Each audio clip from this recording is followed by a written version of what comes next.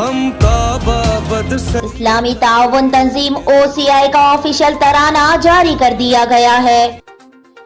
PTI کے منحرف رکن نور عالم اور شہریوں میں تلخ کلامی۔ جاوید میاداد کے لیے ایک اور منفرد اعزاز۔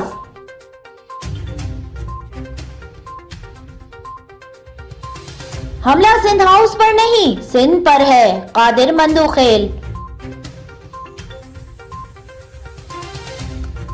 پرویز خٹک کا ترین گروپ کے مرکزی رہنما اون چودھری سے رابطہ۔ PTI کے سیکرٹری جنرل نے منحرف ارکان کے شوکاز نوٹس پر دستخط کر دیے۔